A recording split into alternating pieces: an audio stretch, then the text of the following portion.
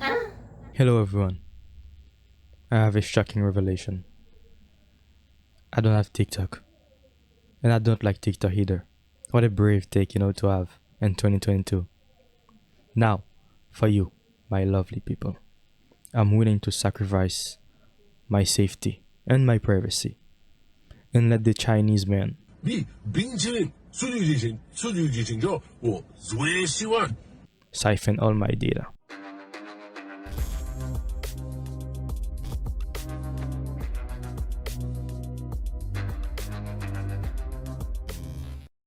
I've been seeing like a lot of TikTok art advices lately, so we are going to check out some of those and shame.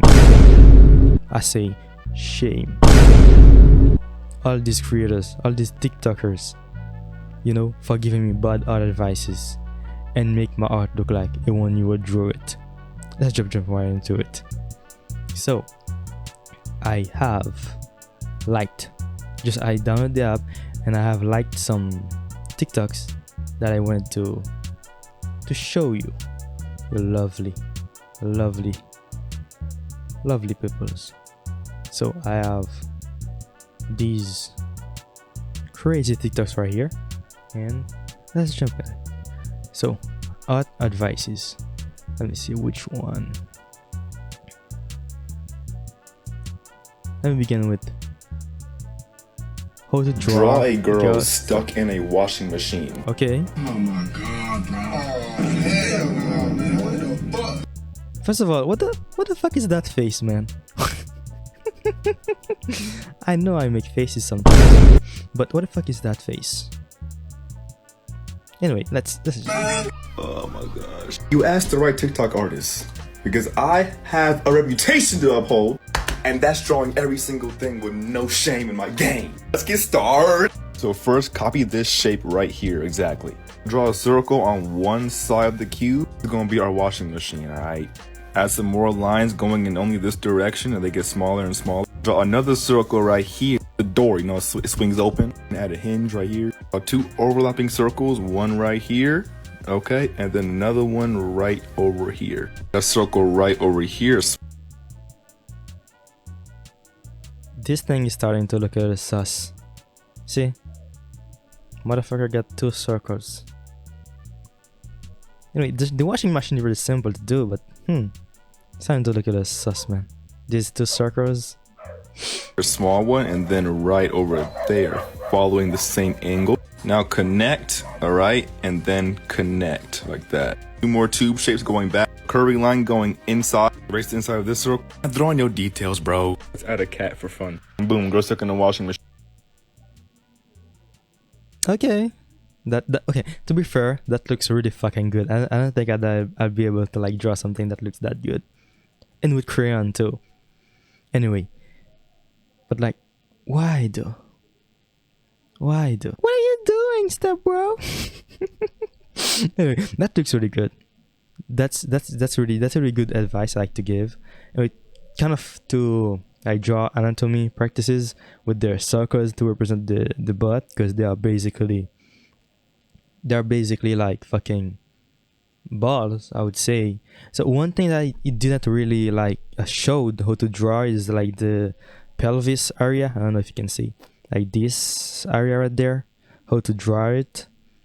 It didn't really show me how to do it. Now how the fuck am I going to draw the girl, the pelvis area? Because that's basically the most important part, the part that goes swoosh. Anyway, that was a really good advice.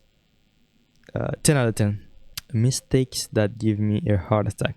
I don't think I've ever watched this. You guys draw I just real like teeth. it. Let's jump into quick tips. Number 1, upper teeth overlap over bottom teeth, so you'll see a shadow cat. When the mouth Whoa, baby. You're going way too quick. I don't know, man. I'm slow. I can't be taking informations in like that. Come on.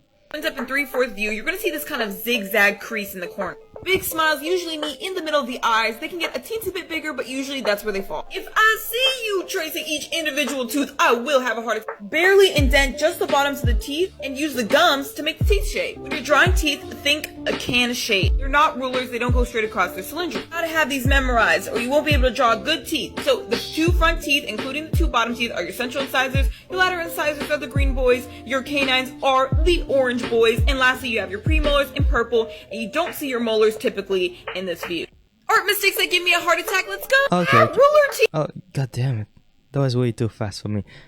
Anyway, the advice you gave was like kind of a really good advice, because when you're drawing teeth, you don't like draw every single one of them. Basically, if you do that, your drawing is gonna look like shit. I promise, man. Try to draw every single. You can't. It's gonna look like shit. And the single line thing she was talking about, like to draw a single flat line and put all the indentments. No. Basically, what I do when I draw teeth is I kind of I don't really draw like people smiling or like fucking, I don't know, grinding the teeth like really that much. But when I draw teeth, I just make like a basic line with some, like how she say it right there, or some indentments in them, and that's basically it. And to kind of simplify it a bit more, you can look at Sam Does Art. Sam Does Art make really fucking great videos on YouTube. You can kind of even make this even simpler for you when you're drawing teeth. Just a basic line, and I don't think that I really drew like the like on the lips. I just always draw the upper teeth like there. I always draw these, never these, because my characters are kind of always like I don't know how to explain this, but basically she's right. I would say 10 out of 10. Tips on making sexy characters. Nope. Easy shit. Oh Okay. no, I did this cool drawing, but I can't draw feet. It's okay, I'm going to show you how. Start by drawing a big teardrop under each ankle. These aren't going to be very detailed, it's just a quick, easy solution if you have a hard time drawing feet. Draw a second teardrop halfway through the first ones, and then a line across just the tip for the soles of the shoes. Now I'm going to add the ankle bones and a bow tie on each shoe. That's it, other than some shading. Hope this helps you with your feet. Thanks for all. Man, that's a 5 out of 10 for me, because like you can make this even simpler. When you're drawing feet, draw it in the form of a triangle. A triangle is always like the best way to kind of draw the feet. If you don't want to like learn the anatomy for the feet, I would say that if you learn the anatomy and kind of know your anatomy really well, that would be even better. But if you want to like do things simpler and don't want to learn anatomy, I would say use the triangle method instead of like this teardrop method, because my boy, these look terrible. I would never draw them like that for feet, and I'm not even that good at drawing feet either. You know what? That's a 5 out of 10 for me. Use the triangle method instead. Here are the 3 things that I wish I knew. Okay, 3 beginner digital art tips by this guy right here. Before starting digital art, use Pinterest to your advantage.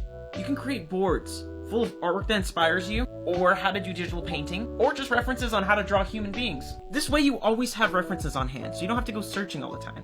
And when you first start out, it's hard to draw digitally, so don't overcomplicate it at first. Draw traditionally on paper, and take a picture of it. Yeah. And just insert it in any document that you need. Lower the opacity a little bit, make a new layer, and start drawing away. And the final tip, your canvas size and the DPI matters. So anything well over 1,000 pixels is usually typically pretty good, and the DPI is typically set at 300. I'd recommend setting these things a little bit higher than that, but it ensures crisp line art. And remember, DPI stands for dots per inch. So the more dots per inch you got, the more resolution you got. If you like what you Okay, this guy was right and nearly everything said. Starting if you are starting with digital art, even if you are like a professional artist or a beginner or a intermediate artist, have Pinterest. You need it because this is where you are going to get the reference for all the pretty girls, all the anatomy tips, everything. Just you can make boards. One thing that I never really took advantage of when on Pinterest is making boards and setting like if you have a painting that you are planning to do, you can go on Pinterest and choose all your references and kind of set them in a board, and like that you can just access them anytime you want. That's a great tool. Pinterest is a great tool. The other thing is to kind of take pictures of your traditional drawing. If you used to draw traditionally and you wanna kind of go and just start drawing, I used to do that. Like I used to have my sketches on traditional like paper and take a photo of them, put them on the drawing app. I used to use Sketchbook Pro. Now I use Keep Studio Paint. I still do that every once in a while when I don't really wanna because I usually work with me with a sketchbook.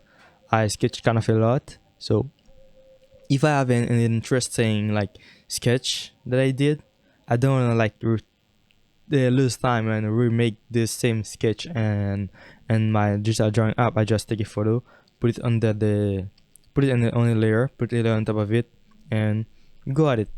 That's way quicker, I would say. And the one problem that I have with him is the DPI settings. Your DPI can be, I would say, anything you want it to be.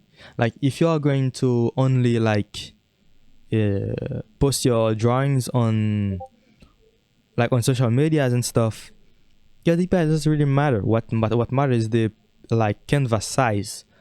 I usually draw on 6,000 by like 5,000 canvases, but because I would say that's kind of a really big thing. But I would say draw on like 2,000 by 2,000 canvases, because you would have like a space and it wouldn't be that pixelated. At least 4K, I would say. But your DPI, where your DPI matters is when you are planning to print. I would say where DPI matters is when you are planning to print like this particular painting or drawing. I would say, yeah. So when you are, usually people print their painting with a DPI of 300. That's the standard one.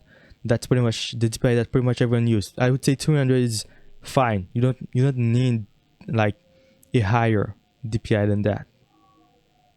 The one other thing that matters the most, I would say, is your canvas pixel, your canvas size. I would say, yeah. I hope everything's clear. Okay, good. Let's continue. There are 3 things I wish I knew before Okay, 2 things I wish I knew before I started color design. Let's do this. I started character design. Number 1 is big, medium, and small. If all your shapes are the same size, it's not visually interesting. You have to vary it a bit, but also make sure you keep balance. Number 2 is thinking in terms of shape language. The easiest way to describe this is circle is usually friendly, square is sturdy and reliable, and triangle is dangerous. It's not always that simple, but that's an easy way to start. If you want to have contrasting characters, think of the different shapes that you're using as you design them. And number 3 is color. When you get to the point where you can add color to your character, try to stick to 3 colors. 3 colors is enough to add visual variety, but enough to make an impact. And if you combine it with big, medium, and small, you can have one very big color, a medium color, and a third for just the details. If you're interested in character design, Okay, good. Okay, so this guy is a fucking pro, I can tell. Anyway, this guy's a fucking pro, because like the principle of three, big, medium, and small, is a really like great principle to go by all the time when you're drawing characters, or you if you are following like any pro artist, that know their stuff, you can basically kind of summarize their painting in like 3 things: big, medium, and small. That's why I have my thing set up like this: big, medium, and the medium one, and the one that's red. If you are pretty much going to be focusing on that part. I would need a third one to be kind of there to separate this one and this one there, but you can kind of tell that I was going for the big and medium kind of thing. It's a really great I would say principle to go by when you are doing the composition of either a painting or when you are playing a character design. And also his principle of the circle, square, and triangle. If you watch like a lot of Disney or Pixar movies, you are going to see, what was this guy's name? Big Hero 6. If you watch Big Hero 6, the white little guy, the robot guy, is kind of round-ish. If you can see him, he's round, is huggable, is friendly. That's what I'm trying to say. Like, if you see any like people that are like kind of round, I would say fat, they look huggable, they look friendly. But someone, I would say like in like Wreck-It Ralph, if you watch Wreck-It Ralph, Ralph is kind of have a kind of square-ish shape. He is really like blocky and kind of, he look tough, he look strong, I would say. One character that's really pointy, that looks evil, like any Disney or Pixar villain, if you look at them, they always have that triangle element in them. Their shape design is really like triangular, I would say. So this guy's advices, they are really fucking good. I would say 10 out of 10. And that's about it. Anyway, we are running out of time and this video must not go any longer. I wish you had fun watching this. If you did, leave a like and subscribe maybe.